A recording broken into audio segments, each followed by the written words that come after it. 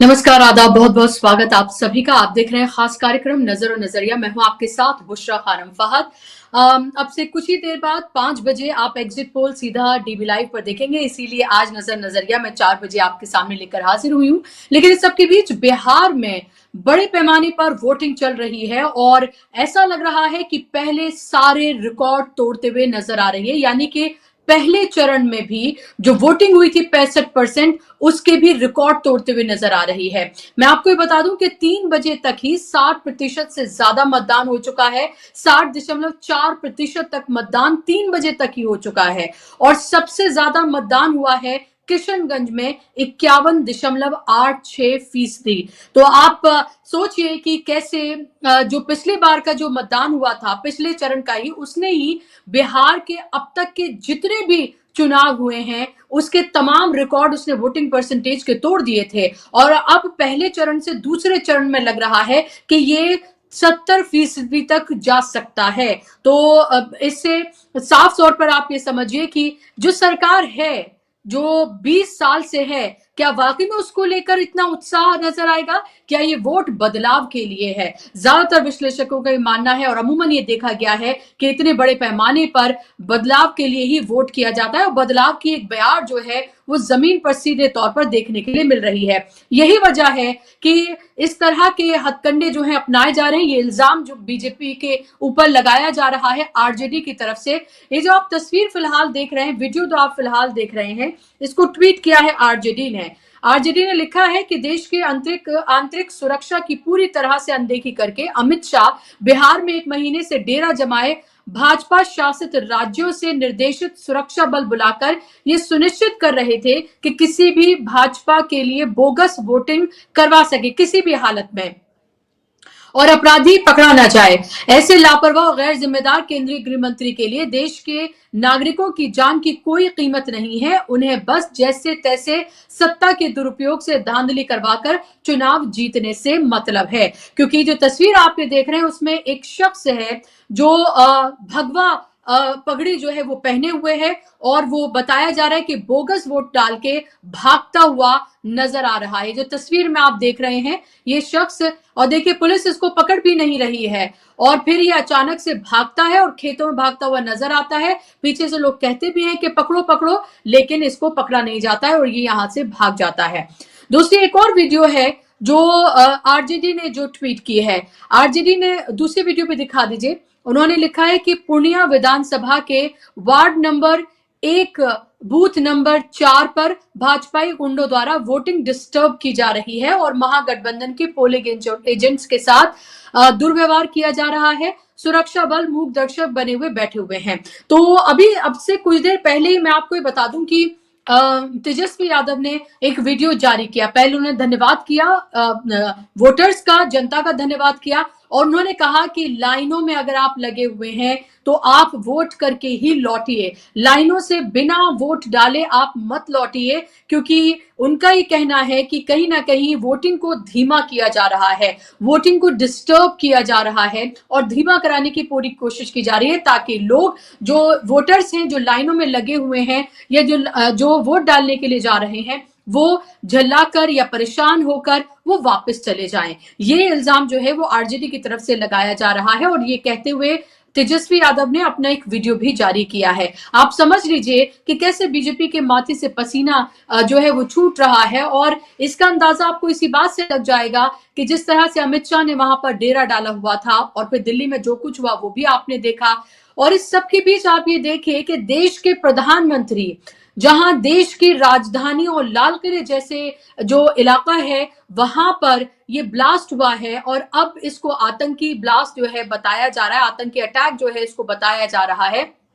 अभी भी बहुत सारी चीजों की पुष्टि होनी बाकी है, लेकिन इस सब के बीच प्रधानमंत्री भूटान चले गए हैं। कोई बहुत जरूरी काम नहीं है, बल्कि भूटान के जो प्राइम मिनिस्टर हैं उनका 70वां जन्मदिन मनाने के लिए 2 दिन के भूटान दौरे पर आप चले गए हैं। तो आप समझिए कि प्रधानमंत्री की, हमारे देश के प्रधानमंत्री की क्या प्रायोरिटीज हैं, उनके लिए क्या अहमियत रखता है। जब तक चुनाव था बिहार में तब तक वो यहाँ पर डटे हुए थे। जैसे ही चुनाव यहाँ यानी कि रैलियां और प्रचार सब कुछ खत्म हुआ, उन्होंने अपना झोला उठाया और वो भूटान के लिए निकल लिया। और ऐसे वक्त में जब जब पूरा देश सवाल पूछ रहा है, पूरा देश सन्न है कि आखिर कैसे ये इंटेलिजेंस फेलियर हुआ इतने बड़े पैमाने पर। जब बिहार में चुनाव हो रहा है, बिहार में वोटिंग हो रही है, तो दिल्ली में यहाँ पर ये ब्लास्ट जो हुआ है और जो आतंकी नेटवर्क का जो पर्दाफाश करने की बात कही जा रही है, जिसके कनेक्शन कश्मीर से जोड़े जा रहे हैं, इस सब के बारे में धीरे धीरे करके पर्दाफाश होगा। लेकिन अभी इस तरह की तमाम चीजें की जा रही हैं और सोशल मीडिया पर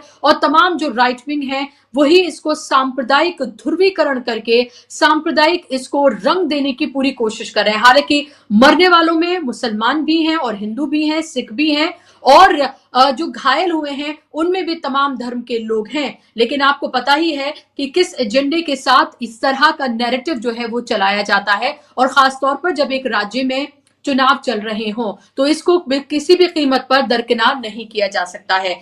जिनकी जानें चली गई उन सबके साथ हमारी संवेदनाएं हैं। जो घायल हैं हम उनके लिए दुआ कर रहे हैं कि वो जल्द से जल्द ठीक हो जाएं, और ये भी हम ये उम्मीद लगा रहे हैं कि देश के गृह मंत्री और देश के प्रधानमंत्री ये बताएंगे हमें कि ये इंटेलिजेंस फेलियर बार बार जो हो रहा है पुलवामा से लेकर और अब यहाँ पर, ये आखिर इसके लिए जिम्मेदार कौन है। पहले तो हमने इस्तीफे होते हुए देखे हैं, लेकिन क्या अब प्रधानमंत्री या गृह मंत्री जिम्मेदारी लेते हुए क्या इस्तीफा देंगे, या फिर इसको कोई और रंग देके कुछ और कहने कुछ और करने की कोशिश की जाएगी। इस सब पर भी हम बात करेंगे, लेकिन बात मोटे तौर पर बिहार की हम करेंगे। बिहार में जिस तरह से वोटिंग हो रही है, बम्पर वोटिंग हो रही है, वो जाहिर सी बात है एनडीए और बीजेपी के लिए परेशानी की बात है, क्योंकि 20 साल से जो सरकार हो उसके लिए लोग इतने उत्साहित होकर वोट करें। अगर ऐसा ही था तो पिछली बार क्यों नहीं किया था लोगों ने, उससे पिछली बार क्यों नहीं किया था लोगों ने, अभी इसी बार ही क्यों किया जा रहा है, ये एक बड़ा सवाल है। और साफ तौर पर दिखता है कि लोग पलायन, बेरोजगारी, भुखमरी, ये सब जो है इसको लेकर वोट कर रहे हैं। जो लॉ एंड ऑर्डर की समस्या है उसको लेकर लोग वोट कर रहे हैं, और कहीं ना कहीं लगता है कि लोग जो हैं वो चेंज के लिए भी वोट कर रहे हैं। एग्जैक्टली क्या होने जा रहा है, अब से कुछ देर में आपको 5 बजे हमारे एग्जिट पोल में उसकी एक बानगी आपको नजर आएगी। नतीजों से पहले एक तरह से नतीजे या रुझान आपको देखने के लिए मिलेंगे। चलिए इसी पर हम बात करेंगे, इसी पर चर्चा करेंगे। मेरे साथ खास मेहमान जुड़ गए, स्क्रीन पर आप ले आइए। मेरे साथ 2 खास मेहमानों को आप देख सकते हैं। फराह शकीब है मेरे साथ, पॉलिटिकल एनालिस्ट हैं, बिहार से आते हैं। फराह, बहुत स्वागत आपका कार्यक्रम में। मेरे साथ सिद्धार्थ भी जुड़ गए हैं, इंडिपेंडेंट एनालिस्ट हैं, वो भी बिहार से आते हैं, बहुत बेबाकी से अपनी बात को रखते हैं। सिद्धार्थ जी, आपका भी बहुत स्वागत कार्यक्रम में। शकीब, आपसे मैं शुरू करना चाहूंगी, ये जो बम्पर वोटिंग हुई है और जिसने अब पहले चरण के भी रिकॉर्ड तोड़ दिए हैं, और लग रहा है कि 70% तक तो जा ही सकता है, हो सकता है उससे आगे भी चला जाए, क्योंकि अभी से 3 बजे तक अभी 3 घंटे और हैं। और इसके साथ साथ किशनगंज में सबसे ज्यादा वोटिंग होना 51.86%। ये क्या दिखाता है, ये क्या बतलाता है? और फिर तेजस्वी यादव का ये कहना कि जानबूझकर वोटिंग को स्लो किया जा रहा है, जो लोग लाइनों में लगे हैं वो लाइनों में लगे रहें और वोट करके ही वापस लौटे। देखिए मिश्रा जी, 1 बजे तक का जो मेरे पास डेटा था, 1 बजे तक वाल्मीकि नगर में 53% वोटिंग हो गई थी। वाल्मीकि नगर को गेटवे ऑफ बिहार कहा जाता है, जो बिल्कुल नेपाल बॉर्डर पे है। हम लोग जब घूम रहे थे तो हम लोग जोगबनी गए, वो भी नेपाल बॉर्डर पे है। हम लोग रिक्शा से फिर नेपाल चले गए थे घूमने के लिए। तो वहां 53% वोटिंग होना, मतलब पूर्वी चंपारण, पश्चिमी चंपारण के इलाके में, जहां पिछली बार की 20-21 सीटों में से भाजपा ने 16-17 सीटें जीती थी, उस इलाके में 1 बजे तक इतनी बम्पर वोटिंग होने का मतलब है कि जनता को कुछ न कुछ बदलाव चाहिए, या जनता कम से कम पॉलिटिकल हिंदुत्व के नाम पर इस तरह से एग्रेसिव वोटिंग नहीं कर रही है। कल के वाकये के बाद कोशिश बहुत की गई व्हाट्सएप ग्रुप्स में छोटे छोटे क्लिप्स, और ये जो आईटी सेल एक्टिव होता है, मालवीय साहब का क्या नाम है उनका, हेमंत मालवीय, अमित मालवीय, माफ कीजिएगा, अमित मालवीय साहब का जो आईटी सेल का ग्रुप है वो पूरा एक्टिव हुआ, और तरह तरह की जो फर्जी वीडियोस हैं वो सब वायरल कराए गए व्हाट्सएप ग्रुप्स में। लेकिन जो पॉलिटिकल वोटिंग ट्रेंड आज दिखा सेकेंड फेज में, उसमें आपको कहीं से भी ये सूचना, अभी सिद्धार्थ भाई भी इसको आपको एक्नॉलेज करेंगे, कि उसमें कहीं भी आपको इसकी खबर नहीं आई कि बहुत ज्यादा मतलब पोलराइजेशन हुआ है वोटिंग में। वोटिंग ट्रेंड में पोलराइजेशन का अभी तक कहीं से कोई वो है, कहीं से कोई सूचना नहीं है, कहीं से कोई खबर नहीं है। लोग अपने मुद्दों पर वोट कर रहे हैं, लोग सरकार के बदलाव के लिए वोट कर रहे हैं, लोग जो मुद्दे हैं पलायन, रोजगार के, उन मुद्दों पर ही लोग वोट कर रहे हैं। और जातीय समीकरण जो तमाम चुनावों में बिहार में सबसे ज्यादा हावी होता है, उन समीकरणों को ध्यान में रखते हुए लोग वोट कर रहे हैं। इस बार महागठबंधन ने टिकट शेयरिंग में भी इस बात का खास ख्याल रखा था कि जो एम वाई है उनका, जिसके बारे में कहा जाता है तेजस्वी यादव के बारे में कि एम वाई मतलब मुस्लिम यादव, उसको उससे बियॉन्ड जाकर के उन्होंने सीट शेयरिंग किया था, टिकट वितरण किया था। और उसका असर इस चुनाव में दिखा है। जहां आरजेडी ने कायस्थ उम्मीदवार को वोट दिया, टिकट दिया है, वहां कायस्थों का एक बड़ा वर्ग आरजेडी के उम्मीदवार के साथ वोट करता रहा है, मतलब आरजेडी के पक्ष में मतदान करता रहा है, और एम वाई तो प्लस है उनका।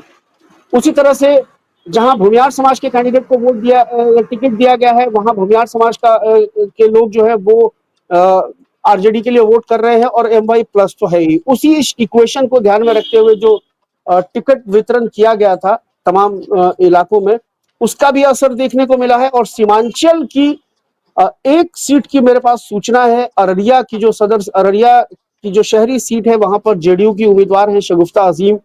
और जब हम लोग घूम रहे थे तो हमारे पास ये खबर थी कि आबिदुर रहमान जो कांग्रेस के प्रत्याशी हैं वो लीड कर रहे हैं।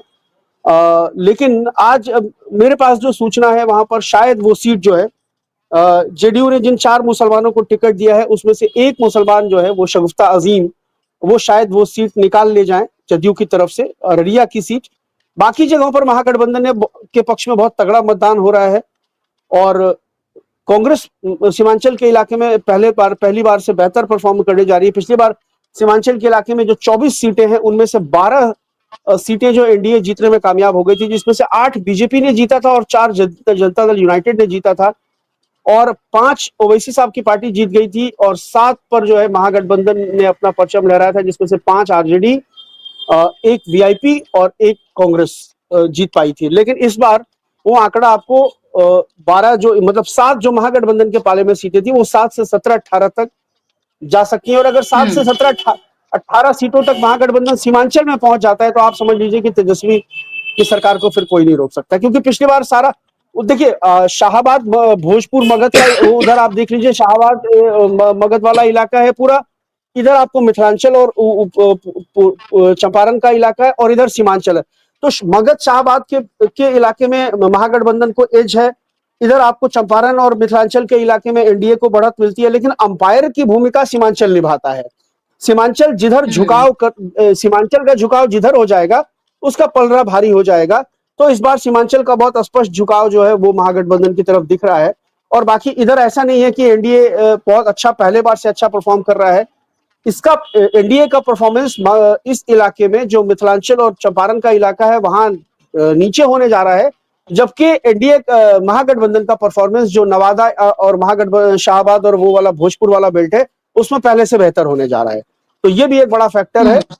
उपेंद्र कुशवाहा क्या की अब तक की माने पत्नी की चुनाव लड़ रही है। पीसफुल रही है वोटिंग? अब तक की माने की पीसफुल नहीं, रही है वोटिंग? क्योंकि पीसफुल कुछ देखिए, पीसफुल वोटिंग तो नहीं कह सकते हैं। प्रशासन एक अलाई पार्टनर की तरह काम करता है भारतीय जनता पार्टी के लिए, खास के वो पहले फेज में भी दिखा और वो इस फेज में भी दिखा। आपको बहुत जगह से ऐसी खबरें आई हैं।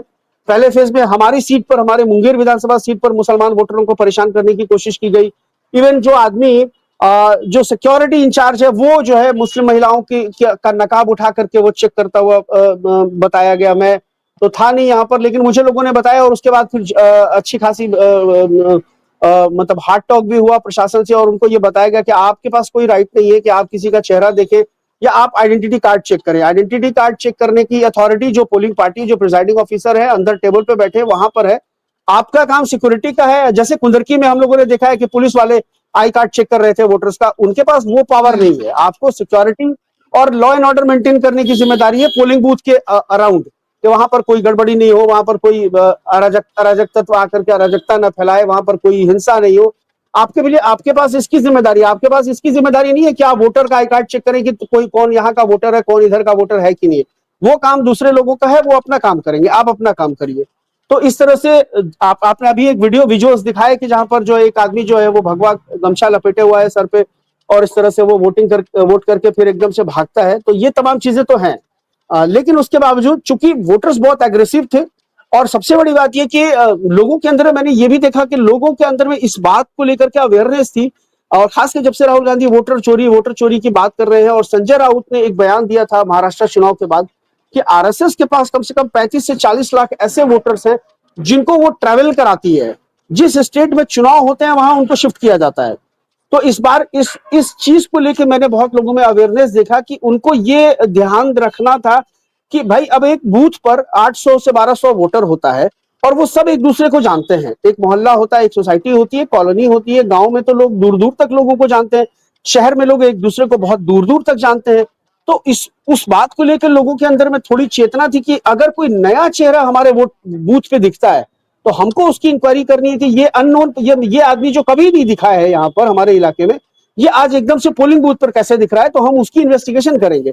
इसको भी लेकर के लोगों के अंदर में अवेयरनेस थी। ये जो बार बार वोटर चोरी के मामले सामने आए तो इसने इम्पैक्ट डाला है वोटर्स के ऊपर में, और वो खुद भी इस बात के लिए तैयार थी कि वोट चोरी नहीं होने देना है और हमको मार्जिन इतना बढ़ा देना है, 2000-3000 के बजाय हम 5000-8000 तक मार्जिन ले जाएं, जिसकी रिगिंग करना थोड़ा मुश्किल हो जाए चुनाव आयोग के लिए भी, और जो मशीनरी ये लगा करके वोटर रिगिंग करते ये हैं उसके लगता बाद है, जो है ये एक साफ तौर दर्जन पर से। लगता है कि जी, ये साफ तौर पर लगता भी है शकीब, क्योंकि पिछली बार से अगर इस बार का अगर हम कंपैरिजन करें कि क्या बदला है और क्यों लोग इतनी बड़ी तादाद में लोग वोट कर रहे हैं, तो उसके दो रीजन सबसे बड़े नजर आते हैं। एक तो चेंज के लोग चेंज के लिए वोट कर रहे हैं। एक रीजन ये भी दिया जा रहा है कि क्या नीतीश के गुड बाय जो है बहुत रिस्पेक्टफुली करना चाहते हैं, तो क्या इसलिए भी है। एक और रीजन ये है, वो है सबसे इंपॉर्टेंट है, वो है एसआईआर। लोगों को लग रहा है उनके वोट देने का हक जो है वो उनसे छीना जा रहा है, तो हमें और बढ़ चढ़कर और ज्यादा तादाद में बाहर निकलकर वोट करना है। खासतौर पर वो लोग जिनको लगता है कि जिनके लिए वोट देना सबसे महत्वपूर्ण चीज है। मैं 2-3 एग्जाम्पल यहां बताऊं कि यहाँ मेरी बेटी के स्कूल का ड्राइवर है, वो ऑल द वे, आप सोचिए यहाँ से वो बिहार के रहने वाले हैं, वो पहले ट्रेन से गए हैं और फ्लाइट का टिकट लेकर आ रहे हैं, एक वैन ड्राइवर सिर्फ वोट देने के लिए। इसी तरीके से एक टेलर है, वो भी सेम इसी तरह से उन्होंने भी किया है। और ऐसे कई और लोग हैं जिनको मैं जानती हूं, जो कोई बहुत, मैं ये आपको बता रही हूँ कि कोई बहुत पैसे वाले या उस तबके से बिलोंग नहीं करते हैं, लेकिन उनके लिए लगता है कि उनको वोट देना उनके लिए कितना जरूरी है कि दिल्ली से अपना सब कुछ छोड़कर वो बिहार जा रहे हैं और बिहार जाकर वो वोट कर रहे हैं। ये कितनी इंपॉर्टेंट बात है। एक कमेंट पे सिद्धार्थ जी के पास में जा रही हूँ जी। मैं दो एग्जांपल आपको बता रहा हूँ। अभी आपने दिल्ली की बात बताई है। कल मैं एक पैनल में था, वहां एक पैनलिस्ट बता रहे थे कि अभी वो श्रीलंका से लौटे हैं एक हफ्ता पहले, और वो चेन्नई में रुके, उनको भूख लगी थी, उन्होंने कहा कि मैं खाना खाने चला गया। तो जो वेटर थे जो खाना लेकर आ रहे थे वो बिहार के थे, तो उन्होंने उनसे पूछा कि आप वोट देने जाएंगे, तो उन्होंने कहा हमने फ्लाइट की टिकट बुक कर रखी है। वो वेटर का काम कर रहे हैं, उन्होंने कहा हमने फ्लाइट की टिकट बुक कर रखी है, हम छठ में नहीं गए हैं क्योंकि हमारे पास, हमें या तो ये छुट्टी मिलती या छठ के लिए छुट्टी मिलती, तो हम छठ में नहीं गए हैं, हमने अपनी छुट्टी बचा के रखी है कि हम वोट देने जाएंगे। मैं आपको एक दूसरा एग्जाम्पल दे रहा हूँ। हमारे पड़ोस में एक प्रोफेसर रहती है, वो रहने वाली दरभंगा की है, उनकी मदर इन लॉ उनके साथ रहती है। तो उन्होंने छुट्टी लिया है वोट डालने के लिए, और वो अपने गांव गई है वोट डालने के लिए। 75 ईयर्स प्लस है उनकी एज, उनकी मदर इन लॉ की। वो गई है वोट डालने के लिए कि हम जाके वोट डाल करके आएंगे। तो ये मतलब जागरूकता है वोटर्स के अंदर में। और आप सोचिए कि, और ये जो बार बार विजुअल्स भी कल कपिल सिब्बल साहब ने जारी किए कि हरियाणा से ट्रेनें बुक करके बीजेपी ने वोटर्स को भेजे हैं, बिहार के लोगों को, उनको ये पता नहीं है कि ये खेल कैसे हो जाएगा। बहुत सारे लोग उसमें ऐसे भी होंगे जो आए तो हैं, नायब सिंह सैनी साहब ने जो ट्रेन भेजी है और जो बस से चली है उसके उन पे बैठ करके, लेकिन वो यहाँ आकर के तेजस्वी को वोट देकर के वापस चले जाएंगे। भाई आप सबका वोट थोड़ी ना चेक कर रहे हैं बूथ पे खड़े होकर कि जिनको हमने भेजा है उन्होंने हमको वोट दिया कि नहीं दिया। तो ये खेल भी हुआ है। और एक और जी, एक दो तस्वीरें जो आज आज आई हैं जो बहुत इंटरेस्टिंग है कि घाट पर वोट डालने के लिए 110 साल की कालिया देवी पहुंची, और उसके साथ साथ 105 साल की अमला खातून जो है वो नवादा में उन्होंने जो है वोट किया है। तो 110 साल और 105 साल, तो इसीलिए मैं जो अभी लोग यहाँ पर देख रहे हैं, खासतौर पर बिहार के जो वोटर हैं, मैं उनसे कहूंगी अभी भी आपके पास टाइम है। आप अगर वोट करने के लिए नहीं निकले तो वोट करने के लिए निकलिए, लाइनों में लगिए, अपने मत का इस्तेमाल करिए, अपनी सरकार चुनिए, ताकि 5 साल तक आप उसको अकाउंटेबल ठहरा सके। अगर आपका उसमें हिस्सा ही नहीं है तो आप सोचिए कि क्या वाकई में आप उसको अकाउंटेबल उस तरह से ठहरा पाएंगे। आपको जो सबसे महत्वपूर्ण अधिकार मिला है वोट देने का, उसके लिए आप निकलिए। अगर 105 और 110 साल की महिलाएं जाकर वोट कर सकती हैं, तो आपके पास क्या रीजन है वोट नहीं करने का? छुट्टी किसी और दिन मना लीजिएगा। सिद्धार्थ जी, ये जो बढ़ता हुआ वोटिंग परसेंटेज जो पहले चरण का भी रिकॉर्ड तोड़ रहा है, इसके आप क्या रीजंस आप ये देखते हैं? और दूसरा सवाल तो ये भी उठ रहा है कि जो दिल्ली में हुआ है और उसके बाद जिस तरह का सांप्रदायिक ध्रुवीकरण करने की कोशिश पूरे सोशल मीडिया, राइट विंग और सबके थ्रू करने की कोशिश की जा रही है, मदरसों और मस्जिदों से जोड़कर जो उसको तमाम चीजों को दिखाया जा रहा है, उसमें कहीं ना कहीं ऐसा लगता है कि इंटेंशनली इलेक्शन में फायदा उठाने के लिए इस तरह का नैरेटिव जो है वो बिल्ड किया जा रहा है। क्योंकि लोगों को लिस्ट देखनी चाहिए, जो मरने वाले हैं और जो घायल हैं उनकी, जो कारें जिनकी उसमें जलकर खाक हो गई हैं उनकी भी, वो सब भी उनकी लिस्ट देखनी चाहिए कि क्या उसमें सिर्फ एक मजहब के मानने वाले लोग हैं। ये देखिए, ये बिल्कुल स्पष्ट है कि कल शाम में दिल्ली में 7 बजे के आसपास एक धमाका होता है, जिसको कि प्रधानमंत्री खुद अपने ट्वीट में ब्लास्ट करके नाम देते हैं। 2.5 घंटे के अंदर 2,500 किलोमीटर दूर केरल तक में हाई अलर्ट घोषित कर दिया जाता है। और उसके बावजूद अगर 24 घंटे तक आप ये नहीं कह रहे हैं कि ये एक आतंकवादी हमला था जिसके तार पाकिस्तान से जुड़े हुए हैं, उसके बदले आप अगर कुछ लोगों को, कुछ मजहब के नाम के लोगों को, अमित मालवीय जैसे लोग, जिसे इंग्लिश में कहते हैं कैट कॉल्स डॉग विजल बोला जाता है, मतलब घुमा फिरा के बोल के लोगों को प्रभावित करने की कोशिश अगर कर रहे हैं, इसका मतलब ही है कि कहीं ना कहीं इस चीज में कहीं ना कहीं एक साजिश तो बहुत कठिन शब्द हो जाएगा, लेकिन कहीं ना कहीं इस चीज का फायदा उठाने की कोशिश कर रही है। ये तो बिल्कुल स्पष्ट हो जाता है, क्योंकि अभी तक अगर इतना सब हो गया तो आपको तो पाकिस्तान का नाम लेके ऑपरेशन सिंदूर 2 कर देना चाहिए था। वो आप नहीं कर रहे हैं, उसके बदले आप नाम नहीं ले रहे हैं। और जिस तरह से आपने कहा जो हताहत हुए हैं उसमें केवल हिंदू, मुसलमान, सभी तरह के लोग हताहत हुए हैं। तो दिल्ली एक ऐसा शहर है जहां पर कि सब तरह के लोग रहते हैं। तो मरने वाले बेचारे दिल्ली के नागरिक थे, वो किसी जात के नहीं थे। वो जो ब्लास्ट हुआ था, वो ब्लास्ट में ये नहीं देखा कि किस किस जात के लोगों के ऊपर उसका असर पड़ेगा। वो तो जो आसपास थे सबके ऊपर असर पड़ा, और वो चांदनी चौक इलाके में हुआ तो स्वाभाविक है कि सभी धर्मों के लोग हताहत हुए हैं। तो इस तरह की स्थिति तो भाजपा ने क्रिएट की है, सच में, इसमें कहीं दो राय नहीं है। दूसरी बात यह कि एसआईआर के नाम पे ये वोट काटने की कोशिश हुई है, बिल्कुल स्पष्ट है, इसमें कहीं कोई दो राय नहीं है। उसके बाद भी गठबंधन करते समय भी नीतीश कुमार को निपटने की कोशिश हुई है, इसमें भी कोई दो राय नहीं है। अपना चुनाव बचाने के लिए 2-3 बी टीमों को बीजेपी ने उतारा इस चुनाव में, अलग अलग राजनीतिक दलों को, इसमें भी कहीं दो राय नहीं है। इसके बाद भी बस नहीं हुआ तो उनके सांसद से लेके उनके राज्य सरकारों तक, ट्रेन तक में लोग आते हैं और 2-2 राज्यों में वोट करके चले जाते हैं। बिहार में पहले वो दिल्ली में भी वोट करते हैं, हरियाणा में भी वोट करते हैं, उत्तराखंड में भी वोट करते हैं और बिहार में भी वोट करते हैं। इसका मतलब धांधली तो हो रही है। ईवीएम का जहां पर रखा गया है वहां पर स्ट्रांग रूम के बाहर अगर वीडियो बंद हो जाते हैं, इसका मतलब धांधली की कोशिश हो रही है। केचुआ की चीज है, ईवीएम जहां रहता है वो तो केचुआ की चीज है। वहां पर अगर गाड़ियां घूम रही हैं, वहां पर अगर असंदिग्ध लोग घूम रहे हैं, इसका मतलब ईवीएम के साथ छेड़छाड़ की कोशिश हो रही है।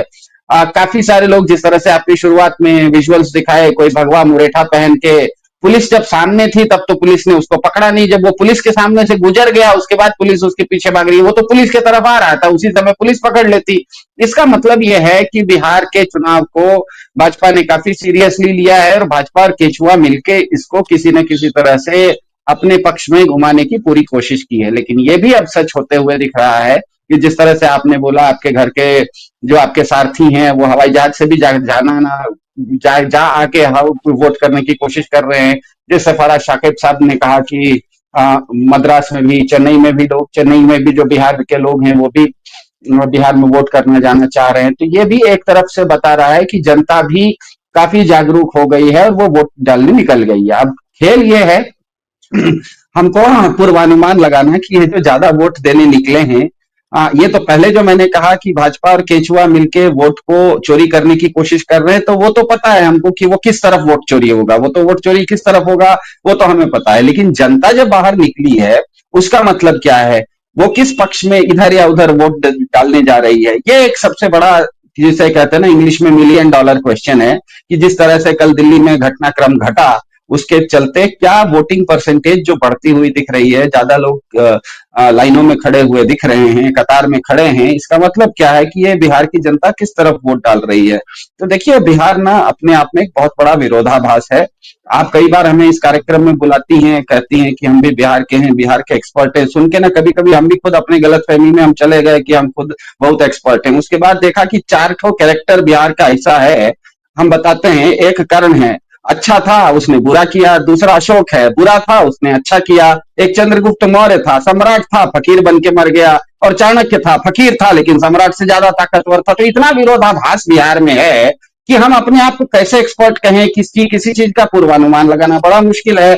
मेरे पुरखे ऐसे थे कि बिहार के दियारा में रहते थे, वो इतने ज्यादा मतलब जो अंग्रेजों का जहाज जाता था उसको भी पकड़ के अंग्रेजों से चुंगी ले लेते थे। तो हमारे पुरखे जिस गांव में थे, भारत भले गुलाम था लेकिन हमारे गांव के पुरखे अपने गांव को कभी गुलाम नहीं होने दिए। तो हमने जाके कोशिश की कि भैया इतना बड़ा अगर हमारे पुरखे हैं, तो कभी हम लंदन में गए थे, वहां ब्रिटिश पार्लियामेंट में, ब्रिटिश लाइब्रेरी में देखा तो बड़ा जोरदार लिखा हुआ था कि हमारे पुरखों के बारे में कि brave Hindu predatory warrior tribe. Predatory का मतलब हिंसक होता है। अब वो हमारे पुरखे हिंसक हैं, हमने आज तक जीवन भर में अस्त्र शस्त्र तो छोड़िए, कलम छोड़ के आगे कुछ पकड़ा नहीं है। तो ये एक इतना बड़ा विरोधाभास बिहार है कि उसको किसी भी तरीके से पूर्वानुमान लगाना, आज शाम में 6 बजे के बाद देखिएगा सब तरह के पूर्वानुमान और कयास लगाए जाएंगे कि बिहार इस तरफ वोट कर रहा है, बिहार उस तरफ वोट कर रहा है। लेकिन मेरे ख्याल से ये सभी पूर्वानुमान 14 तारीख को फेल कर जाएंगे। लेकिन एक चीज जो है वो जो बिहार में फेल नहीं करेगी, वो है कि संख्या की बात नहीं है, ट्रेंड की बात है, इसका झुकाव किधर है। बिहार को आप डाटा देख लीजिए। बिहार में जब चुनाव होते हैं तो एक बिहार को आप मान लीजिए एक केक है, तो वो ऐसा भी कटता है, ऐसे भी कटता है, ऐसे भी कटता है, ऐसे भी कटता है, ऐसे भी कटता है। बहुत टुकड़े छोटे छोटे हैं।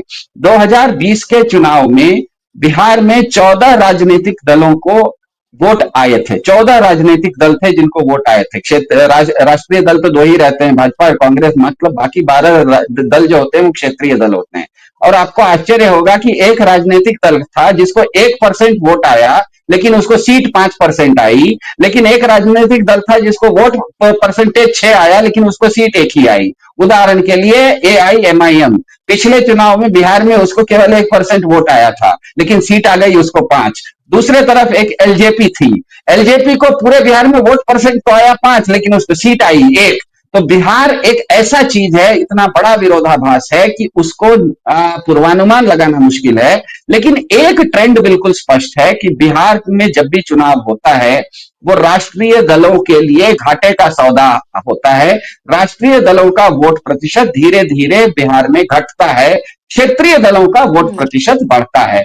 क्योंकि बिहार का एक डेटा बताता है कि सभी राष्ट्रीय दलों को मिला के भारत में 4-5 मुख्य राष्ट्रीय दल हैं। एक भाजपा है, एक कांग्रेस है, एक CPI है, एक BSP है, एक आम आदमी पार्टी है। इस तरह के 5-6 राष्ट्रीय दल हैं।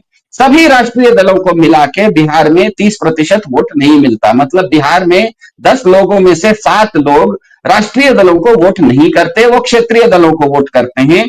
और जो क्षेत्रीय दल होते हैं वो किसी राष्ट्रीय दल के साथ आज भले हो लेकिन वो वैचारिक रूप से नहीं होते, वो अपने सेल्फ इंटरेस्ट के लिए, अपने हित को साधने के लिए रहते हैं।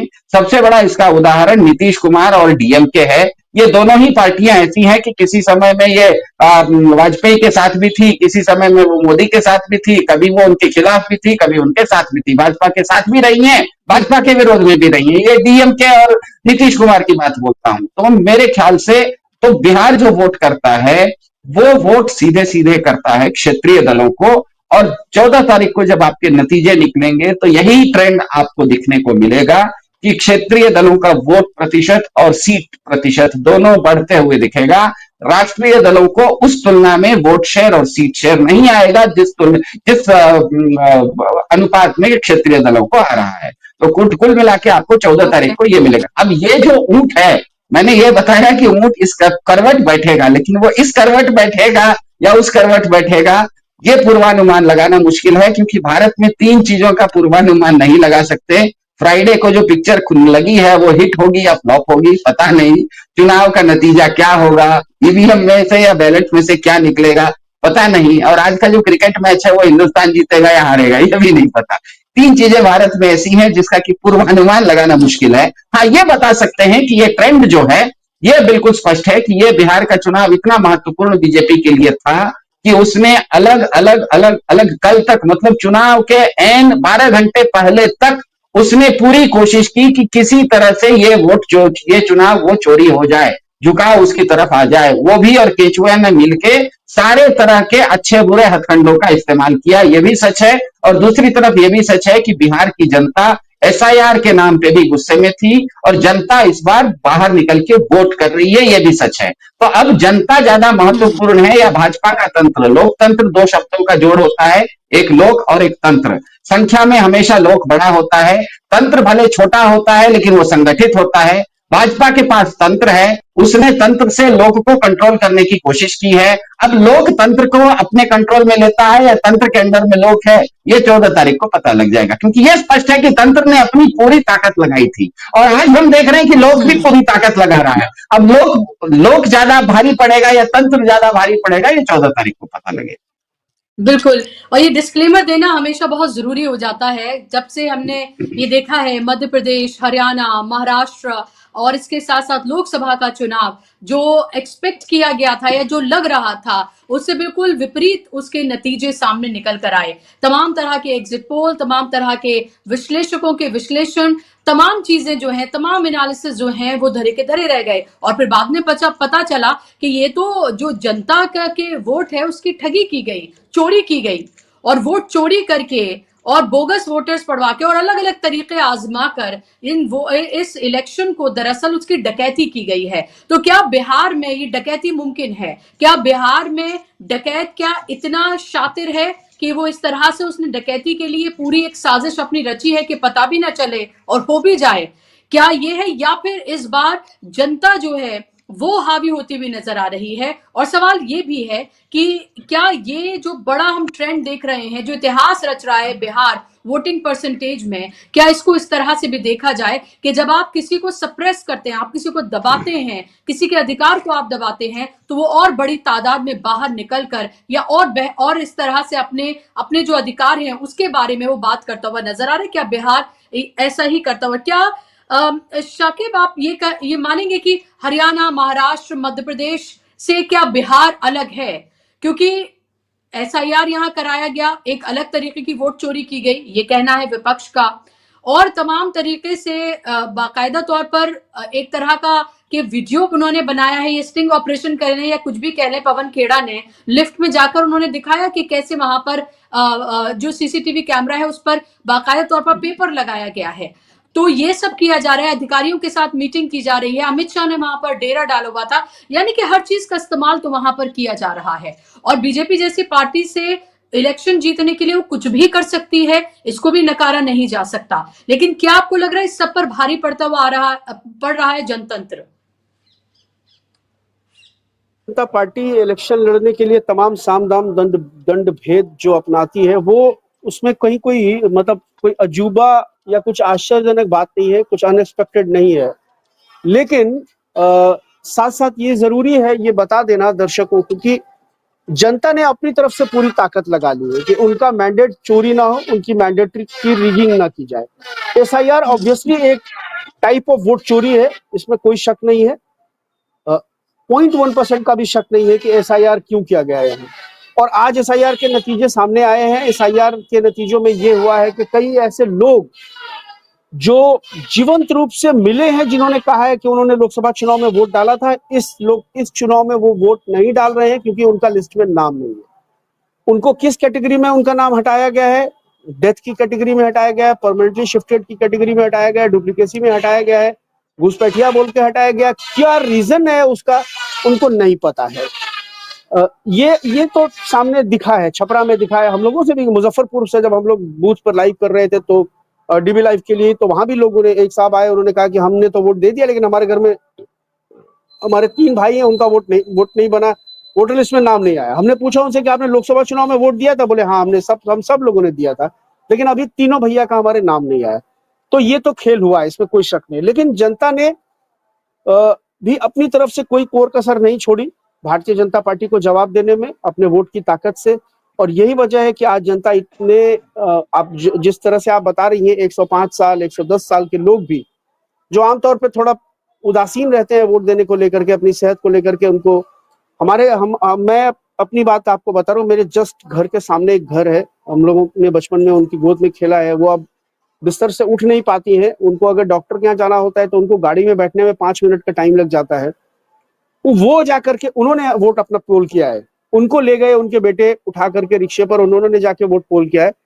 तो ये एक दूसरा पहलू है इसका कि जनता अपनी तरफ से हर कोशिश कर रही है कि भाई आप हमारा वोट चोरी नहीं कर सकते। दूसरी बात यह है कि पोलराइज करने की बात जहां तक है, चुनाव ये पोलराइज नहीं कर पाए, इनका हिंदू मुस्लिम वाला नैरेटिव को जनता ने सिरे से खारिज कर दिया। ये इनको पहले फेज में समझ में आ गया। अमित शाह साहब बैठ करके क्या कर रहे थे, क्या वो करते हैं चुनाव जीतने के लिए। मेरा मानना यह है कि उनके हाथ में 2 जूते होते हैं, एक सोने वाला जूता होता है, एक चमड़े वाला जूता होता है। सामने बिठा के कहते हैं कौन सा वाला जूता चाहिए आपको, सोना वाला जूता चाहिए तो वो ले लीजिए, चमड़े वाला जूते का भी इंतजाम है मेरे पास में, सारी एजेंसियां उनके पास हैं। तो इस तरह के बहुत सारे रात भर, और मैं आपको बता रहा हूँ पहले फेज की वोटिंग में भी ये खबर आई थी और आज भी ये खबर आई है कि कई जगहों पर पूरी रात विरोधी वोटर्स को डिस्टर्ब करने के लिए, जो वोटर इन्फ्लुएंसर थे उनको डिस्टर्ब करने के लिए घरों से उठाया गया है, उनको डराया धमकाया गया है। पुलिस वाले घर पे जाके डरा धमका के आए हैं।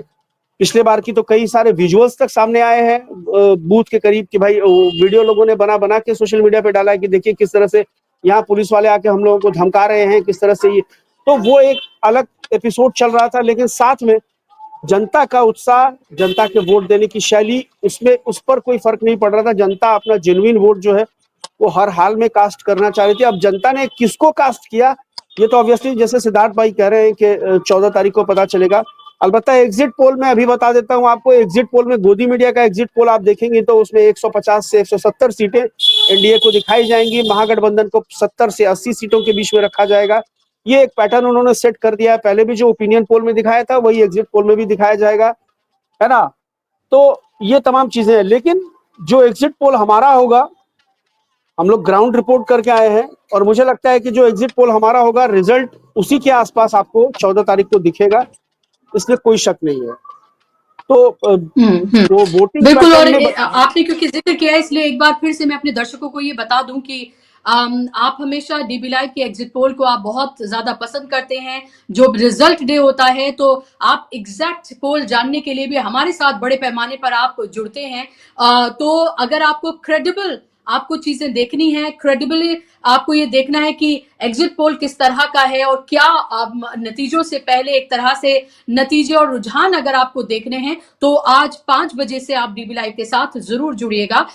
देखिए हम हमेशा ये डिस्क्लेमर जरूर देते हैं और फिर से दे रहे हैं कि ये वो है जो जमीन पर जाकर देखा गया है, जो लोगों से बात करके पता चला है, लोग क्या सोच रहे हैं, जनता क्या सोच रही है। लेकिन उसके अलावा जो खेल होता है उस खेल के बारे में तो जाहिर सी बात है कि हम उसकी तो कोई गारंटी नहीं ले सकते, इसीलिए कई एग्जिट पोल हमारे गलत भी हुए हैं। लेकिन उस डिस्क्लेमर के साथ हम फिर से आपके सामने एग्जिट पोल अपने लेकर आ रहे हैं कि जो चुनावी धांधलियां हो रही हैं, जो सब कुछ हो रहा है, जो एक्सपोजे हो रहा है, जिस तरह से बोगस वोटर्स, एक जगह से कई वोटर्स, वो तमाम चीजें आप ये देख रहे हैं। उस सब के बीच हम ये एग्जिट पोल अपना लेकर आ रहे हैं। आपसे कुछ ही देर में आपके सामने राजीव जी लेकर इसको हाजिर होंगे।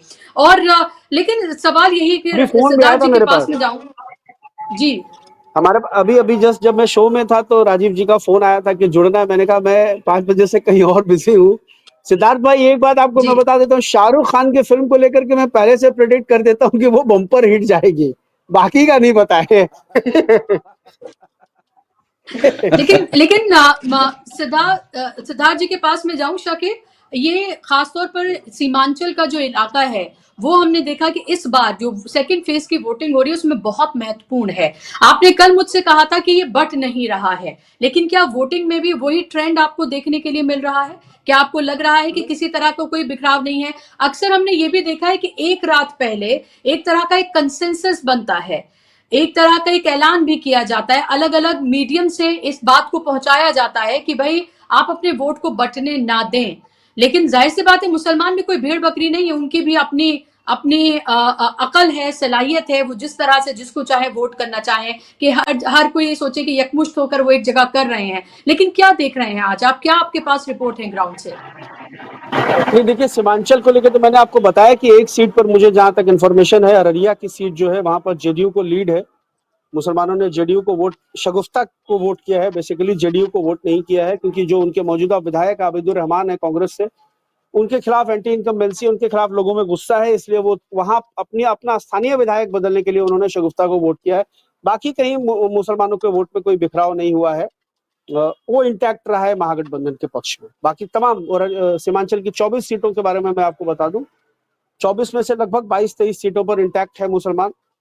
और इस बार कोई छोटी पार्टियां, मतलब जो एक चाहे ओवैसी साहब की पार्टी हो या प्रशांत जी की पार्टी हो, प्रशांत किशोर की, उसका वो कोई बहुत बड़ा फैक्टर नहीं है। उनको अपने बस इतने ही भर वोट मिलेंगे जितना उनके उम्मीदवार की अपनी पर्सनल कैपेसिटी होगी, उनके रिश्तेदार दोस्तों का वोट मिल जाए तो मिल जाए।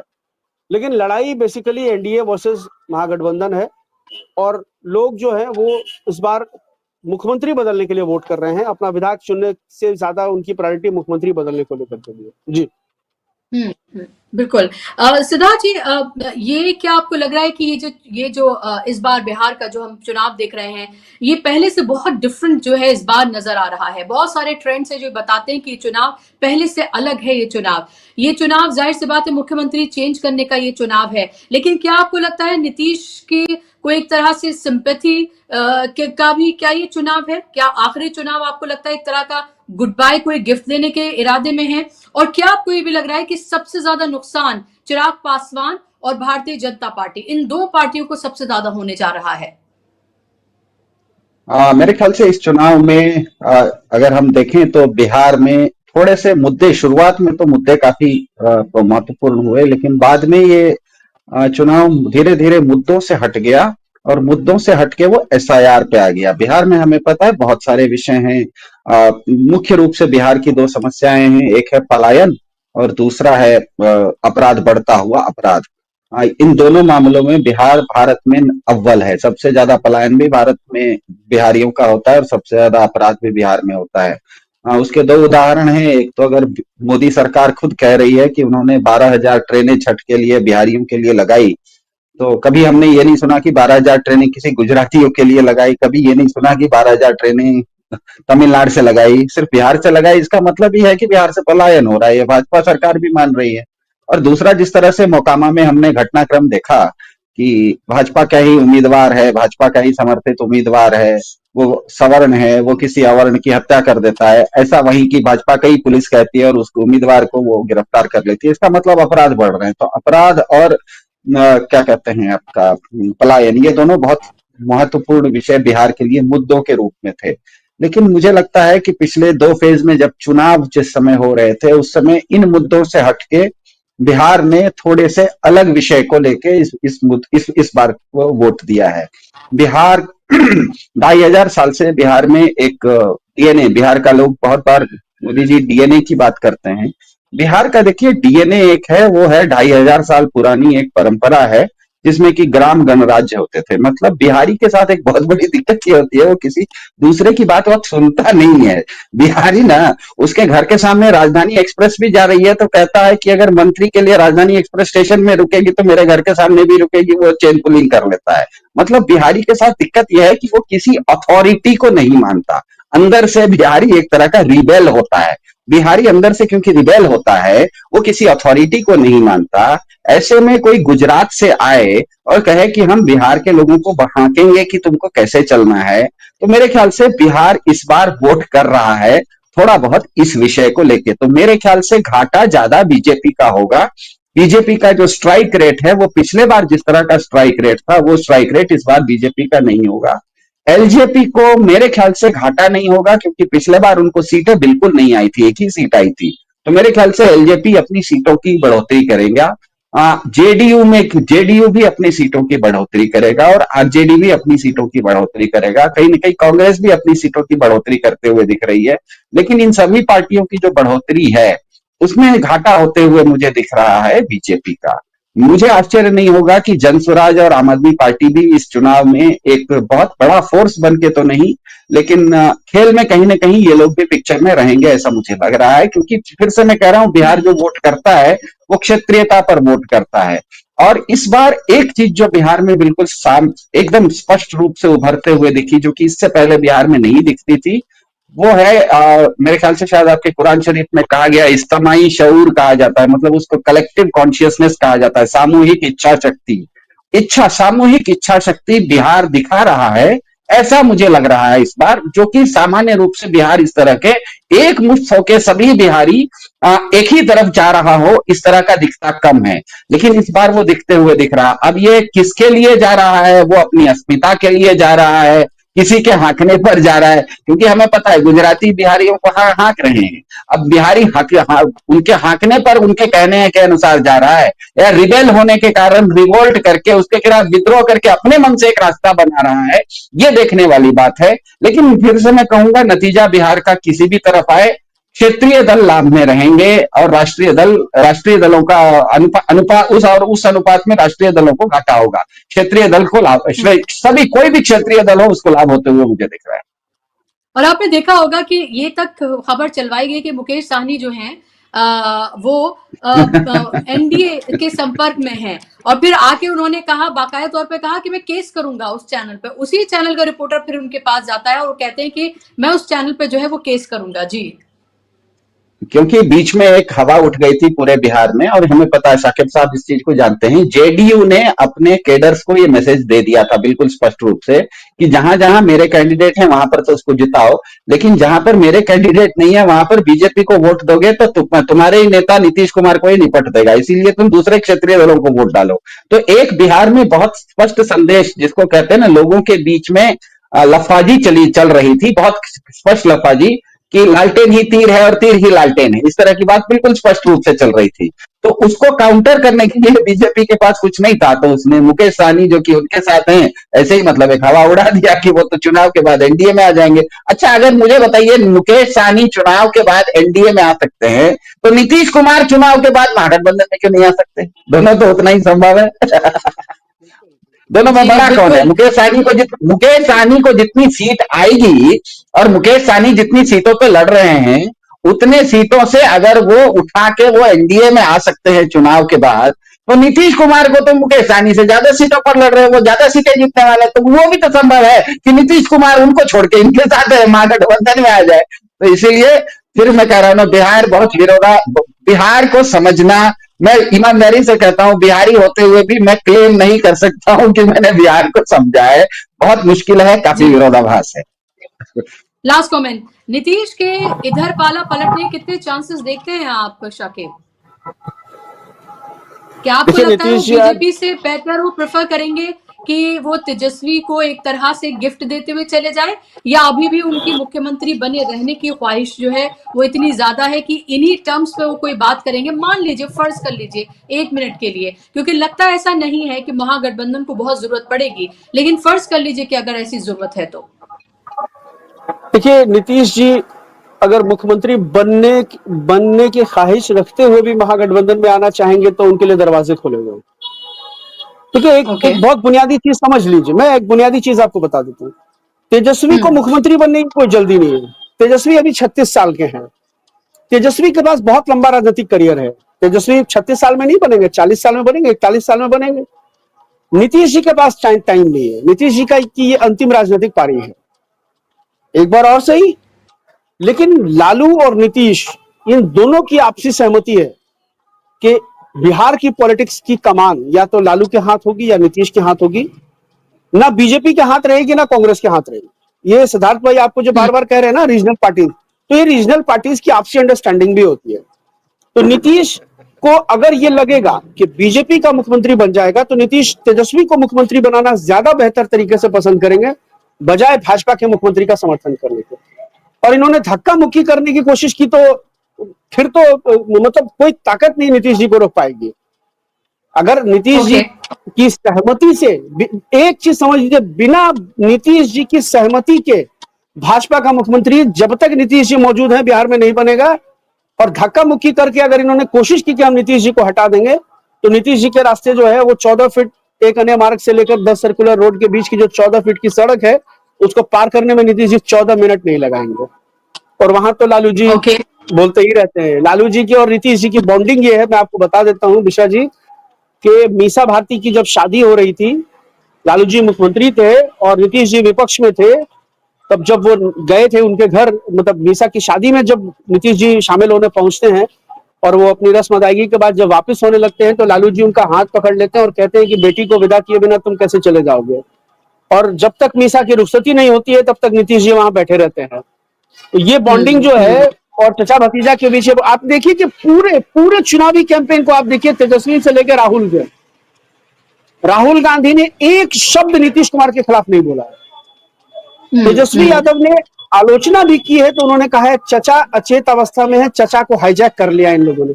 चचा बुरे हैं नहीं बोला है, चचा को बुरे करने के लिए चचा को इन्होंने हाईजैक कर लिया है, उनको बुरा बोला है उन्होंने। तो डायरेक्टली नीतीश पर अटैक तेजस्वी ने भी नहीं किया है। तो ये बहुत बड़ा संकेत है अपने आप में कि मतलब पोस्ट पोलराइज। और ये लास्ट अपडेट देते हुए मैं जी आपके पास आ रही हूँ सिद्धार्थ जी, एक लास्ट अपडेट दे दूं और फिर आपका लास्ट कमेंट और फिर मैं क्लोज करूंगी कि जो किशनगंज है वो शायद मैंने शुरू में एक गलत आपको यहाँ कोट कर दिया था, 66.10% यानी कि 66.10% जो है वो अब तक वोटिंग किशनगंज में सबसे ज्यादा हुई है।